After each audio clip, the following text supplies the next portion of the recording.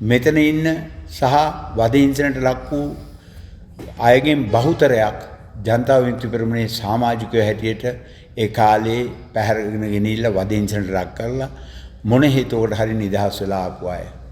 අපි හිතනවා මේක ආණ්ඩුවේ වගකීමක් කියලා විශේෂයෙන්ම ජනතා විමුක්ති පෙරමුණ මූලිකත්වයේ ගන්න ජාතික NPP ආයතන මේ සංවිධානයේ විශේෂ වගකීමක් මේ අයට සාධාරණය කරන එක.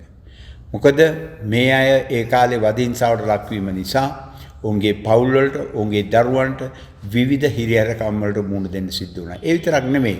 තවමත් මෙතන ඉන්නවා බහුතරයක් සදාකාලික විවිධ අපහසුතාවයන්ට විවිධ ලෙඩ රෝග වලට උදුරු වෙච්ච අය. ඒ නිසා අපි ඉතා පැහැදිලිව ආණ්ඩුවට කියන්නේ කාරණා තුනයි.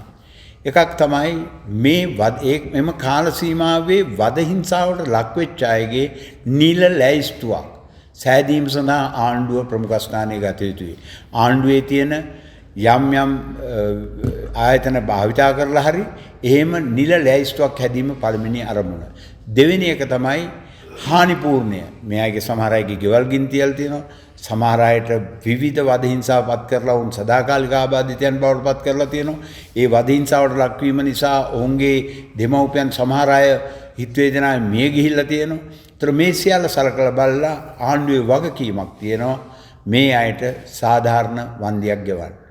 ඒ විතරක් නෙමෙයි මේ වදහිංසා පැමිණීමට ඒ කාලේ වදකඳුරු බහරව හිටපු ඒ නිලධාරීන් රජයේ නිලධාරීන් ඒ කරපු නීති විරෝධී ක්‍රියාවන් පිළිබඳව හොයලා බලලා සත්‍ය හෙළි කරලා ඔවුන්ට දඬුවම් දිය යුතුයි. දඬුවම් දෙන්නේ වෙන මොකටවත් නෙමෙයි.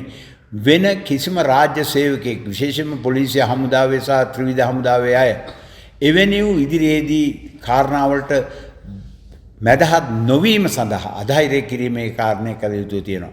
ඉතින් අපි උත්සාහ කරනවා ජූනි 26 ජාත්‍යන්තර දිනය වදහිංසාවට ලක්වන්ගේ ජාත්‍යන්තර දිනයේදී ජනාධිපති සහෝදරයා මුණ ගැසෙන්න ඔහුත් සමග මේ දිස්ත්‍රික්ක 13ක ඉන්න පිරිස අපි රැස් කරලා තියෙන පිරිස සාකච්ඡාවකට සහභාගී කරන්න ඔහුට ඇහුම්කන් දෙන්න ජනාධිපති සහෝදරයාට හැකි වේවායි අපි බලාපොරොත්තු වෙනවා. අපි ඒ සඳහා සියලු ක්‍රියාමාර්ග ගන්නවා. ස්තුතියි.